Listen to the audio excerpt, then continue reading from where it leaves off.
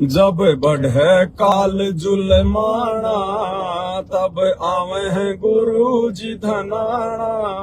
जब बढ़े काल जुलमाना तब आवे हैं गुरु जी धनाना। जब इस पृथ्वी पर इस काल का ये जुल्म बढ़ जाता है, जुल्माना यानी काल का जुल्म जब हद से ज्यादा जब बढ़ जाता है, आत्माएं दुखी हो जाती है, हाहाकार मच जाता है, उस समय कहते हैं वो कबीर परमात्मा सतलोक से चलकर और अपने विधि विधान अनुसार हर कलयुग की बिचली पीढ़ी में गांव धनाना में ही प्रकट होता है। ये उनका नियम है, ये उनका विधान है। कहते हैं उत्तर दक्षिण पूर्व पश्चिम क्यों फिरता दाने दाने नू, अरे सर्व कला सतगुरु साहिब की हरि आए हरियाणे नू। वो परमात्मा हरियाणा में प्रकट होता है कलयुग की बिचली पीढ़ी में। जब बढ़े काल जुलमाना तब आवे हैं गुरु जी धनाना। जब बढ़े काल जुलमाना तब आवे हैं गुरु जी धनाना। भाई और बहनों, जिस घर में सतगुरु की महिमा होती है, सतगुरु तो दुनिया भर के, हिंदुस्तान में लाखों सतगुरु मिल जाएंगे आपको। और जब से ये YouTube चला है तब से तो दुनिया भर के करोड़ों सतगुरु बन गए। कोई आचार्य बन गया, कोई क्या बन गया, दुनिया भर के लोग अपनी फैकोलॉजी में लगे रहते हैं। लेकिन असली सतगुरु साहिब से सतगुरु भय, सतगुरु से भय संत, धर धर वेख विशाल अंग, वो खेल है आदि और अंत। जो सच्चा ज्ञान दे, जो शास्त्रों के अनुसार ज्ञान दे, जो सच्ची भक्ति करवाए और जो भगत को सर्व लाभ दे, खड़े खड़े लाभ दे, उसके दुखों को दूर करे, कोडी को काया दे, बांझ को बेटा दे, निर्धन को माया दे, दुखी को सुखी करे, धरती को खुशहाल करे, वो होता है सच्चा सतगुरु। और वो सच्चा सतगुरु केवल एक है वर्तमान में, सतगुरु रामपाल जी भगवान। और ऐसे भगवान की जहां भी महिमा होती है, देखो भगवान की महिमा उसी समय सफल होगी जब हम अपने सतगुरु के अलावा सौपन में भी किसी और को भगवान नहीं मानेंगे। जब तक हम अपने घर में वो दाढ़ी मूंछ वाले कबीर जी की 650 साल पुरानी काल्पनिक नकली फोटो को रखेंगे दरबार में या अपने घर पर, दादा गुरु जी की फोटो रखेंगे, गरीबदास जी की फोटो रखेंगे, पंडित चिदानंद जी की फोटो रखेंगे, या किसी भी साधु संत महात्मा की फोटो रखेंगे, तब तक हम सतगुरु महिमा के लायक नहीं बन सकते, सतगुरु महिमा के योग्य नहीं बन सकते। हम महिमा अवश्य करेंगे लेकिन परमात्मा उसको स्वीकार नहीं करेगा। क्यों? क्योंकि हम दोगले हैं, दोगले। हम एक को ना पूज के, एक को ना मान के, हम तो 5-5 को मान रहे हैं। आज भी 90% संगत के घरों में नाम दीक्षा के समय जो फोटो दी जाती है, जिसमें बीच में गुरुजी और चारों दिशाओं में 4 महापुरुष बैठे हैं, एक तरफ दाढ़ी मूंछ वाले कबीर जी, एक तरफ गरीबदास जी, एक तरफ दादा गुरु जी, एक तरफ पंडित चिदानंद जी। अरे हम तो द्रौपदी वाली भूमिका निभा रहे हैं भाई, हम भगत कहां से बन गए? अरे भगत तो वो होता है जिसका एक ही भगवान हो। भगत का एक भगवान होना चाहिए, आत्मा का एक परमात्मा होना चाहिए। हमें तो इस काल ने द्रौपदी बना दिया बिना ज्ञान के। हम 5-5 को पूज रहे हैं। बहुत सारे लोग कहेंगे भाई गुरुजी भी तो दिया करते थे वो फोटो। अरे गुरुजी क्या करे भाई, जब तक आप गुरुजी को भगवान नहीं मानोगे, गुरुजी को ही परमात्मा नहीं मानोगे, तब तक भाई गुरुजी उस दाढ़ी मूंछ वाले को भगवान भी बताएगा, उस दाढ़ी मूंछ वाले कबीर जी का प्रकट दिवस भी मनवाएगा, वो तो सारा काम करेगा भाई। और जिस दिन आप ज्ञान आधार से अपने गुरुजी को ही भगवान मान लोगे, आप कबीर जी मान लोगे, उस दिन आपको जरूरत नहीं पड़ेगी बाकी फोटोओं की। दाढ़ी मूंछ वाले कबीर का जून में प्रकट दिवस मनाने की कोई जरूरत नहीं पड़ेगी आपको। केवल आप अपने गुरुजी का प्रकट दिवस मनाओगे 8 सितंबर को। तो भाई और बहनों, 90% संगत तो पांडवों की पत्नी द्रौपदी की भूमिका निभा रही है, जिनके 5-5 पति हैं। 5-5 पति संत रामपाल जी सहित जिनके 4 पति और हैं। वो पतिव्रता आत्मा नहीं है, वो पतिव्रता पद की भक्ति नहीं कर रही, वो तो व्यभिचारिणी भक्ति कर रही हैं, वैश्या भक्ति कर रही हैं। और जब तक हम लोग ये वैश्या भक्ति करेंगे, क्योंकि वैश्या के कई पति होते हैं, गिनती नहीं होती है, उस वैश्या को कोई भी इज्जत और सम्मान नहीं देता, उसको पतिव्रता नहीं कहा जाता। तो इसी प्रकार जो आत्माएं एक अपने सतगुरु रामपाल जी भगवान के अलावा अपने घर में यदि किसी और साधु संत महात्माओं की फोटो रखते हैं, अपने दरबार में रखते हैं, या उन साधु संत महात्माओं में कोई आस्था है या उनको भगवान मानते हैं, तो भाई और बहनों, हम लोग द्रौपदी वाली भूमिका में हैं, द्रौपदी वाली भूमिका में। और जब तक हम द्रौपदी वाली भूमिका में रहेंगे तब तक भगवान हमारा सहायता नहीं करेगा। ये काल ऐसे ही आपका चीर हरण करता रहेगा। और जब द्रौपदी ने सबसे आस्था हटा के जब उसका चीर खींचा जा रहा था, नंगा किया जा रहा था भरी सभा में महाभारत के समय, जब द्रौपदी ने अपने पांचों पतियों से अपनी आस्था हटा ली, ये तो निकम्मे है भाई, ये कुछ नहीं करने के, और एक सुरती अपने गुरु में लगाई। उस समय उसने श्री कृष्ण को अपना गुरु बना रखा था। उसने सबसे उम्मीद छोड़ के सबकी तरफ ध्यान हटा के अपने गुरुदेव में ध्यान लगाया। उस समय वो कबीर भगवान सबका गुरु, मालिक ने गोरखनाथ को कहा था, गोरखनाथ मैं गुरुओं का गुरु, मैं सबका गुरु हूँ। वो गुरुओं का गुरु, बाबाओं का बाबा कबीर भगवान जो आज संत रामपाल जी के रूप में धरती पर प्रकट है, उन्होंने श्री कृष्ण जी के माध्यम से फिर उसकी रक्षा करी।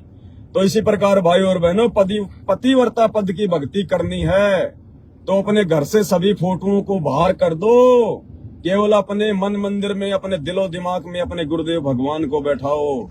तो कहते हैं ऐसी आत्माएं जो अपने गुरुजी पर आश्रित हो जाती हैं, उनके अलावा किसी को भगवान नहीं मानती, अपने गुरुजी के अलावा किसी और के चक्कर में नहीं पड़ती है, किसी और की बातों में वो नहीं आती है।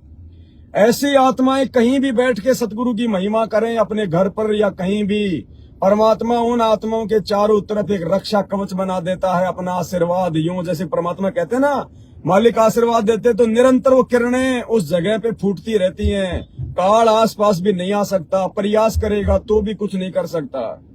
तो वर्तमान में हम कुछ भगत भाई सेवा में आते जाते समय जो इस गाड़ी में मालिक की महिमा कर रहे हैं, अपनी यात्रा भी कर रहे हैं और मालिक की महिमा भी कर रहे हैं। तो भाई और बहनों, इस गाड़ी के ऊपर भगवान का एक विशेष एक रक्षा कवच बन के चल रहा है। एक विशेष परमात्मा की मेहर बरस रही है, किरणें फूट रही हैं, क्योंकि यहाँ पे सतगुरु की महिमा हो रही है। सतगुरु की विशेष नजर है इस गाड़ी पर, अपने उन तमाम भक्तों पर, चाहे वो अपने घर पर बैठ के करें, चाहे अपने किसी ऑफिस में बैठ के मालिक की महिमा करें, चाहे अपने काम धंधे पे मालिक की महिमा करें। और जो भाई बहन सतगुरु की महिमा को सुनते हैं, चाहे कहीं भी सुनो, उन सुनने वालों पर भी परमात्मा की एक विशेष मेहर रजा, उनका आशीर्वाद रहता है कि मेरे बच्चों को सतगुरु महिमा सुनते समय काल डिस्टर्ब ना कर दे। जैसे हमें सतगुरु महिमा करते समय काल डिस्टर्ब ना करे, उसी प्रकार परमात्मा सुनने वालों पर भी विशेष आशीर्वाद रखता है कि कहीं सतगुरु महिमा सुनते समय काल इनको डिस्टर्ब ना कर दे। कहते हैं एक ने कही दूजे ने मानी, कहे कबीर वो दोनों ज्ञानी। तो भाई और बहनों, जब ऐसी परिस्थितियां प्रकट हो जाती हैं तब ये भगवान धरती पर आता है। जब बढ़े काल जुलमाना तब आवे गुरु जी धनाना, जब बढ़े काल जुलमाना तब आवे हैं गुरु जी धनाना। क्या होता है यहाँ पे जब परमात्मा आते हैं, उससे पहले कितना पाखंड फैल जाता है। चार वेद पंडित जी भूले, चार वेद पंडित जी भूले, चार वेद पंडित जी भूले, चार वेद पंडित जी भूले, और कथे ज्ञान मन माना तब आवे हैं गुरु जी धनाना, और कथे ज्ञान मन माना तब आवे हैं गुरु जी धनाना, जब बढ़े काल जुलमाना तब आवे हैं गुरु जी धनाना। चार वेद पंडित जी भूले और कथे ज्ञान मन माना। ये पंडित, ये ब्रह्मा जी के वंशज, ये इन वेदों के वास्तविक ज्ञान को, सार को भूल जाते हैं, क्योंकि इनको तत्व ज्ञान प्राप्त नहीं होता है और तत्व ज्ञान केवल सतगुरु ही आके देता है। तो सतगुरु की पहचान इनको ना होने के चलते, तत्वदर्शी संत की शरण प्राप्त ना हो पाने के चलते, इन पंडितों ने केवल संस्कृत भाषा को समझ लिया, उनको रट लिया, रट्टा मार लिया। बचपन से पढ़ने लग जाते थे, अपने बाप दादाओं से सीखने लग जाते थे, क्योंकि हमारे धर्मशास्त्र जो है संस्कृत भाषा में लिपिबद्ध हैं। तो इनको संस्कृत भाषा का तो पक्का ज्ञान हो गया। ये तो आम बोलचाल में भी संस्कृत ही बोलते थे। जैसे पहले के समय में संस्कृत का इतना बोलबाला था, परमात्मा कहते हैं जैसे वर्तमान में आजकल जैसे कोई अंग्रेजी बोलता है तो लोग उसके मुंह की तरफ देखते हैं कि यार इसको अंग्रेजी आती है। ऐसे पहले के समय में जो संस्कृत बोलता था उसको बहुत बड़ा विद्वान समझा जाता था। तो भाई धीरे धीरे वो संस्कृत का जमाना गया, अब अंग्रेजी का आ गया, और अब सबसे बड़ा अंग्रेज धरती पर आ गया सतगुरु रामपाल जी भगवान अपना तत्व ज्ञान देने। तो आने वाले समय में ये अंग्रेजी भी टाए टाए फिस फिस हो जाएगी, और सबसे बड़े विद्वान धरती पर वो समझे जाएंगे जो सतगुरु रामपाल जी भगवान की शरण में हैं, जो उनके ज्ञान को समझ चुके हैं, जो शास्त्रों को समझ चुके हैं। तो उन पंडितों को केवल संस्कृत का ज्ञान था, और संस्कृत को पढ़ पढ़ के, क्योंकि वेदों में गीता जी में जो श्लोक लिखे हुए हैं वो संस्कृत भाषा में है, परंतु उन शब्दों का जो मीनिंग का जो अर्थ है, जो सार है, वो पंडित जी नहीं समझ पाए। संस्कृत तो उन्होंने पढ़ ली कि अग्नि तनुरसी विष्णवे तवा सोमस्य तनुरसी कबीर अंगारी यसी भंबारी यसी सवर ज्योति रित धामासी ओम इति एक अक्षरम ब्रह्म मारण मा मनुष्यमरणम ये प्रियाति तजम देम सयाति प्रमाम गतम। ये तो उन्होंने पढ़ लिया, लेकिन वो उनके सार क्या है, उनका मीनिंग क्या है, उनका रहस्य क्या है, वो कोड वर्ड में है, वो संकेत में है। वो संकेत ये समझ नहीं पाए।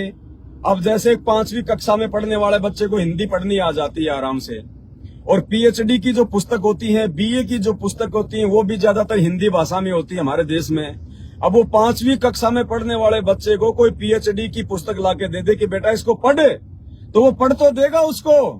अर्थव्यवस्था के कारण आर्यावर्त की स्थिति गंभीर, अब लेकिन उन शब्दों का अर्थ नहीं समझ पाएगा वो, क्योंकि उसको तो ये ऐसे अनार, आ से आम, ई से इमली, इनका तो पता है, लेकिन वो आर्यावर्त का मतलब क्या होता है, अर्थव्यवस्था का मतलब क्या होता है, गंभीर का मतलब क्या होता है, स्थिति का मतलब क्या होता है, वो 5 साल का बच्चा जो हिंदी पढ़ना जानता है वो नहीं समझ पाएगा और अपना मनमाना ज्ञान बकने लगेगा। तो ये हमारे पंडित भाई जो लोग थे, किसी भी धर्म के मुल्ला काजी जो भी हैं, जो ठेकेदार बने होते हैं अपने अपने धर्मों की पुस्तकों के, इनको केवल भाषा का ज्ञान था, संस्कृत का ज्ञान था, लेकिन वो अर्थ क्या कह रहे हैं, सृष्टि रचना क्या है, उसको नहीं समझ पाए। और जिस कारण से इन्होंने संस्कृत भाषा को और उन वेदों को रोजी रोटी का जरिया बना लिया, रोजी रोटी का साधन बना लिया, पेट कमाई का साधन बना लिया। और हम जो अनपढ़ लोग थे, हमारे पूर्वज जो अनपढ़ थे, वो उनकी मीठी मीठी भाषा को सुन के, उनके लुभावने उन श्लोकों को सुन के, संस्कृत भाषा को सुन के वो मंत्र मुग्ध हो जाया करते थे। ओहो पंडित जी ने क्या बात कही, भाई रिकॉर्ड तोड़ दिया पंडित जी ने कति, क्योंकि वो आधे घंटे तक संस्कृति बोलते रहते थे। हैं तो इस प्रकार से बिजली गिर गई यहाँ पे। अब वेदों में कौन भगवान है, क्या भक्ति है, कैसे जीव को सुख मिलेगा, कैसे मोक्ष होगा, कैसे 84 लाख योनियों से मुक्ति मिलेगी, इस बात की जानकारी वो पंडित ना तो खुद कर पाए, ना फिर समाज को बचा पाए। और उल्टी साधना के चलते चलते चलते चलते समाज में इतनी गिरावट आ गई, क्योंकि लोग जो है सही भक्ति नहीं करेंगे तो सही प्रकार से दान धर्म भी नहीं करेंगे, कोई भक्ति का जो कर्म है वो भी उनका सही नहीं बनेगा। जिस प्रकार से धर्म में जो है गिरावट आती चली गई, भक्ति में गिरावट आती चली गई। अब आपको हो रहा मलेरिया, खाओगे आप जो है मतलब कैंसर की दवाई, आपको रोग है मलेरिया का, खाओगे कैंसर की दवाई तो रोग बढ़ेगा, कटेगा नहीं। तो इसी प्रकार भक्ति तो करें भगवान की, लेकिन पंडितों ने भक्ति बता दी हमारे को वो उल्टी देवी देवताओं की, छोटे मोटे भैरव भूत की। तो भगवान कहां से मिलेगा, कैसे मिलेगा परमात्मा। तो कहते हैं 4 वेद पंडित जी भूले और कथे ज्ञान मनमाना।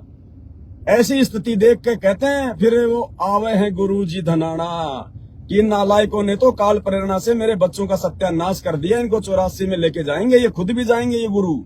इसलिए वो भगवान, वो कबीर परमात्मा वो गांव धनाना में आता है, वो प्रकट होता है, फिर आके अपना ज्ञान प्रचार करता है, तत्व ज्ञान देता है, अपनी आत्माओं को यथार्थ भक्ति विधि शास्त्र अनुकूल साधना का ज्ञान देता है, उनके 100 दुखों को दूर करता है। ऐसे वो परमात्मा आता है। 4 वेद पंडित जी भूले और कथे ज्ञान मनमाना, जब आवे हैं गुरु जी धनाना।